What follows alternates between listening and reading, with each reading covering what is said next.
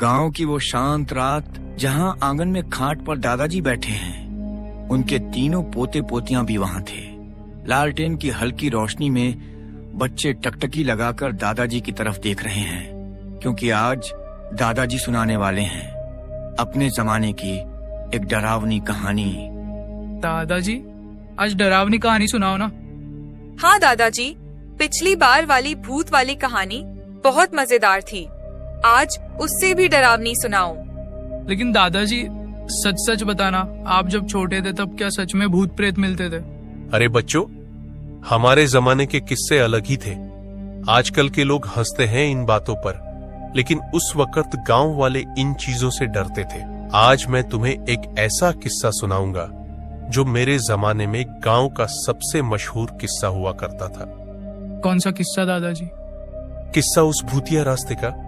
गांव के बाहर खेतों के बीच से होकर एक लंबा सुनसान रास्ता निकलता था। दिन में तो लोग उस रास्ते से गुजर जाते थे, लेकिन रात को उस रास्ते पर कदम रखने की किसी की हिम्मत नहीं होती थी। क्यों दादाजी, उस रास्ते पर ऐसा क्या था? लोग कहते थे रात ढलते ही उस रास्ते पर कोई दिखता था, ना इंसान ना जानवर, बल्कि कुछ ऐसा जो इंसान का रूप तो लेता था मगर इंसान कभी था ही नहीं। बच्चों की सांसें थम सी जाती हैं। ये किस्सा बहुत पुराना है, जब मैं भी तुम्हारी उम्र का था। उस वक्त गांव में हर किसी की जुबान पर इस रास्ते की चर्चा रहती थी। लोग कहते थे जो भी उस रास्ते पर रात में गया वो कभी वैसा लौट कर नहीं आया। किसी की आंखें हमेशा के लिए सुनी सुनी रह गईं, किसी का दिमाग खराब हो गया और कुछ तो कभी लौटे ही नहीं। दादाजी, आप उस रास्ते पर गए थे क्या? हाँ, गया था, और जो मैंने उस रात देखा था वो मैं आज तक नहीं भूल पाया हूँ। बात बहुत पुरानी है। उस समय मैं भी तुम्हारी तरह छोटा ही था। गांव के बाहर खेतों के बीच से एक लंबा सुनसान रास्ता जाता था। दिन में लोग उसी से होकर कस्बे तक पहुंचते, लेकिन रात में कोई उस रास्ते की तरफ नजर भी नहीं डालता। गांव के लोग कहते थे उस रास्ते पर कोई अदृश्य ताकत रहती है। बच्चे चुपचाप सुनते हैं। उस समय गांव में एक बूढ़े चाचा रहते थे, नाम था राम खेलावन। लोग कहते थे कि उन्होंने उस रास्ते पर कई बार अजीब चीजें देखी थी।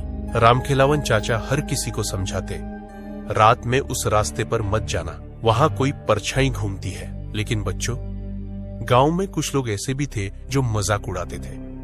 वे कहते, भला परछाई से भी कोई डरता है क्या? और यही लापरवाही कई बार भारी भी पड़ती थी। दादाजी, आपने उस रास्ते पर क्या देखा था? सुनो, उस रात की बात है। गांव में किसी का ब्याह था। मैं भी अपने दोस्तों के साथ बारात देखने गया था।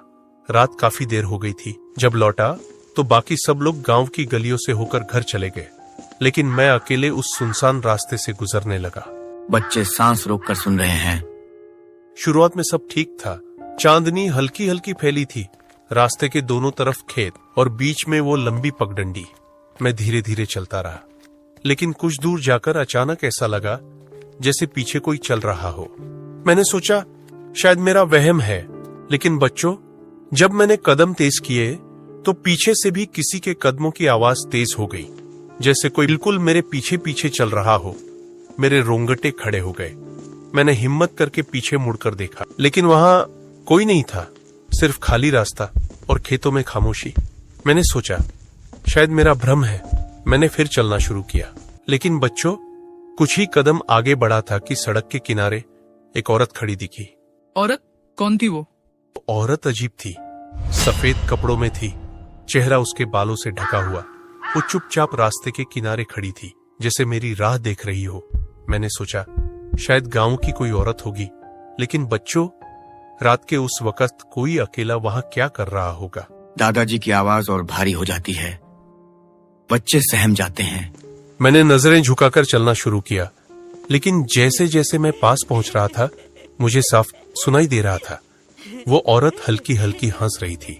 उसकी हंसी इंसानी नहीं लग रही थी। बच्चों की सांसें तेज हो जाती हैं। मैंने हिम्मत करके दोबारा उसकी तरफ देखा, और बच्चों, वो औरत अब मेरे सामने खड़ी थी। न उसने चलने की आवाज की, न कदमों की आहट।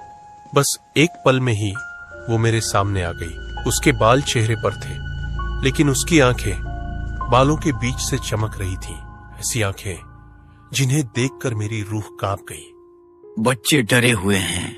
दादाजी की आवाज गंभीर और धीमी हो जाती है। बच्चों, वही रात थी जब मैंने पहली बार उस सेन भूतिया रास्ते की असली सच्चाई देखी। बच्चों, वो औरत अब मेरे बिल्कुल सामने थी। उसका चेहरा बालों से ढका हुआ था, लेकिन उन बालों के बीच से उसकी आंखें चमक रही थीं, ऐसी आंखें जिनमें इंसानियत का नामो निशान नहीं था।